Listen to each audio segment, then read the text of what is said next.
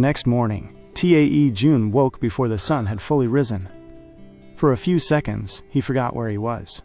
Then he looked around the unfamiliar room, the neatly arranged furniture, the quiet London morning outside the window, and remembered everything. A new country, a new school, a father he barely knew. He sat on the edge of the bed and ran a hand through his hair, letting out a slow breath. Nothing about this felt natural to him. The room was comfortable, but comfort could not replace lost years. On the small table beside the bed lay the silver locket that once belonged to his mother. Tae Jun picked it up carefully and held it in his palm for a moment. It was one of the few things that still felt certain. After getting dressed in his fresh school uniform, he stared at himself in the mirror. The blazer fit well. The tie was neat. Everything looked right on the outside. Inside was different. When he stepped into the kitchen, he found his father already there, placing breakfast on the table. Mr. Park turned quickly, almost hopeful. "Good morning, Tae Jun." Tae Jun gave a small nod. "Morning." His voice was low and brief. Mr. Park tried to smile. "I made breakfast. I was not sure what you would like, so I prepared a little of everything." Tae Jun sat down quietly. "Thank you." He ate in silence. His father sat across from him, clearly wanting to speak. Several times, he opened his mouth, then stopped. Finally, he gathered courage. "Tae Jun, I know things between us are not easy. I know I was not there the way I should have been. I cannot change the past, but I hope." "I'm getting late," Tae Jun said calmly, standing before the sentence could finish. The words were not rude, but they were final. Mr. Park's shoulders lowered slightly. He nodded and picked up the car keys. The drive to Westbridge International Academy was quiet. London moved around them in the early morning light. Inside the car, silence sat heavily between father and son. Mr. Park tried again. "The school is excellent. Students come from many countries. You will have many opportunities there." Tae Jun looked out the window. "I see. You are smart. You will do well. If you need help with anything, you can always call me." Tae Jun did not turn. "Okay." Mr. Park tightened his hands on the steering wheel. He wanted to say more. He wanted to explain every missed birthday, every unanswered call, but he knew some wounds did not heal because of one conversation. When they arrived, the gates of Westbridge International Academy stood tall and impressive. Mr. Park parked the car and looked at his son. "I can bring you every morning. And pick you up after school, too." Tae Jun reached for the door handle. "You don't need to." His father blinked. "What do you mean? I'll register for the school bus. Or I'll find my own way home." The words were calm, but the meaning was clear. Distance. Mr. Park tried not to let the pain show on his face. "I only wanted to help." Tae Jun finally looked at him for a moment. "I know." Then he stepped out of the car. Mr. Park watched him walk away, tall and steady, carrying more hurt than he ever showed. For a long moment he remained parked there. Then he whispered softly to himself, "I'll make it right someday." Outside the gates, Tae Jun stood still and looked up at the school. Westbridge International Academy was more than a school. It looked like a world built for people with names, money, and certainty. Luxury cars lined the entrance. Students stepped out, wearing perfect uniforms, laughing in groups. Confidence seemed natural to everyone around him. Tae Jun wondered if he truly belonged here. Could he keep up? Could he fit into a place where everything felt polished and effortless? For a brief second, doubt touched him. Then he reached into his pocket and brought out his mother's locket. He held it tightly, then pressed a gentle kiss against it.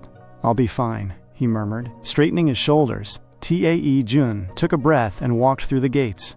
And with that single step, his new life quietly began. That same morning, Isabella Harrington arrived at the academy with a glow no one could ignore. Something about her was different. Her hair was styled softly, her uniform elegant, and the light smile on her face was warm and almost playful. As she walked across the courtyard, she greeted friends with gentle waves. Isabella Harrington was always graceful. But cheerful? That was new. From a nearby corner, Zayn Carter noticed immediately. He had been leaning against a pillar, but the moment he saw her, his full attention shifted. There was something in her eyes he had not seen in a long time. Excitement. And somehow, it bothered him. Zayn stepped into her path with a confident smile. "Hey, Bella. You seem different this morning. Happier." Did something happen? Isabella slowed but did not stop. She was glancing past him, searching the courtyard for someone. "I'm sorry, Zayn. I was actually hoping to see someone." She stepped around him before he could respond. "Not him." Zayn stood still as she walked away. For the first time in a long while, jealousy hit him fast and hard. Who was she looking for? His jaw tightened. He had spent years believing Isabella was only a matter of time. Their families were close. Their future made sense. So why did it suddenly feel uncertain? The first bell rang. Zayn headed toward the hall, hoping he was overthinking everything. Inside the Grand Assembly Hall, Isabella took her seat near the front. Her eyes kept scanning the room. Every row, every face, but Tae Jun was nowhere to be seen. A small worry touched her chest. Had her father changed his mind? At the center stage stood Headmistress Naomi Bennett. Poised and sharp-minded, she smiled at the students. "Good morning, everyone. I hope you are all settling well into the new term. As many of you know, our annual Westbridge Excellence Week is approaching." Soft excitement spread across the hall. It was 3 days of competitions, performances, and prestige. This year, we expect even greater participation. And for our final year students, your 3-day academic excursion to Oxfordshire will take place next month. The hall filled with applause. Once dismissed, Isabella rose slowly, still searching. No sign of Tae Jun. "Bella," a cheerful voice sounded behind her. It was Charlotte Hayes, one of her closest friends. Charlotte was bright, witty, and impossible to miss. She linked arms with Isabella. "You've been distracted since you got here." And suspiciously radiant. "Should I be concerned?" Isabella let out a soft laugh. "I'm fine." "That is not an answer." Isabella hesitated. She barely understood her own curiosity about Tae Jun. "I just didn't sleep much." "Too much on my mind." Charlotte studied her for a moment, then smiled. "Well, whatever it is, you look happier." "I approve." Together, the two girls walked toward class, but Isabella's thoughts remained elsewhere. Somewhere in the halls of Westbridge, Tae Jun had to be there. When they entered their classroom, the energy was typical, until the door opened. Their academic advisor, Mr. Adrian Clark, stepped inside. And beside him stood Tae Jun. The room changed almost instantly. Conversations stopped. Tae Jun stood calmly, the blazer sitting neatly on his frame. He was striking in a quiet way, reserved without seeming weak. Whispers began softly. "Who is he?" "He's handsome." Charlotte leaned toward Isabella. "Well, that explains your distracted face." Isabella quickly looked away. Mr. Clark adjusted his glasses. "Good morning, everyone. We have a new student joining Year 12 today. This is Tae Jun Park. He has recently transferred from South Korea." Tae Jun gave a polite nod. "Hello, my name is Tae Jun. It's nice to meet you." His voice was calm and steady. As Tae Jun walked past to take his seat, Isabella instinctively looked up.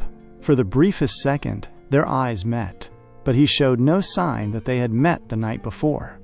No smile. No acknowledgement. He simply took his seat. Isabella frowned. Was he pretending not to know her? Throughout the morning, other students found reasons to speak to him. Girls offered notes, boys explained the timetable. Tae Jun remained polite to everyone, but distant.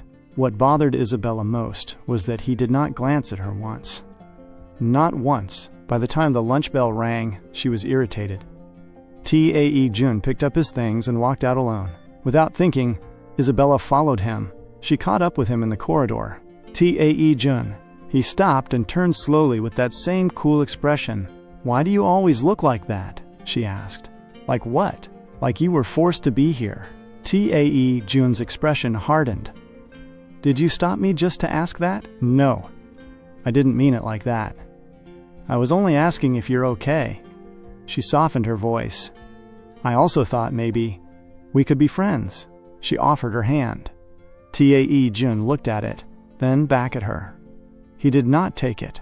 "I'll be fine," he said coldly. He stepped past her, leaving her hand hanging in the air. Isabella slowly lowered it. No one had ever dismissed her like that. Embarrassment warmed her face, but across the corridor, Zayn Carter had seen everything. He was stunned. Isabella had followed another boy, offered friendship, and been rejected. Zayn felt something dangerous settle in his chest. A rival.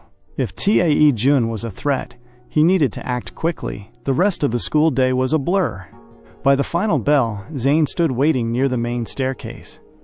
He saw Isabella leave with her friends, then stepped forward to stop Charlotte. Charlotte, a word. Well, Charlotte turned and brightened. This is rare.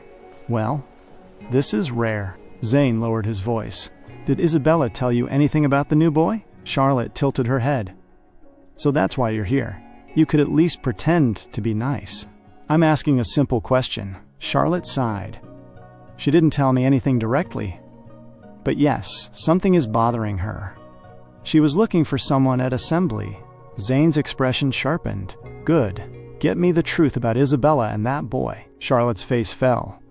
You know, I hate when you only notice me when you need something, especially after what happened between us. Zayn looked around quickly. That was one time. It meant something to you. It shouldn't have. We are never going to be together, Charlotte. You're smart. You know how things work. He reached out and casually twirled a strand of her hair. You help me, and I help you. So find out the truth. Charlotte knew he was using her, yet the small hope that he might care kept her trapped. She nodded. Zayn smiled faintly and walked away without another word. Back home that evening, Isabella could not settle. Her mind kept returning to Tae Jun. To clear her thoughts, she walked through the back paths of the estate. She sat on a wooden bench near the flowers and played music. Then she felt a light tap on her shoulder. Tae Jun stood behind her. Isabella rose as if to leave. I'm sorry, his voice stopped her. I'm sorry for how I treated you today. That was wrong of me, especially after everything your father has done for mine. I should not have taken my frustration out on you. Isabella turned back. Tae Jun looked unusually uncertain. Maybe I reacted that way because I was nervous, he admitted. I didn't understand why someone like you would want to talk to me.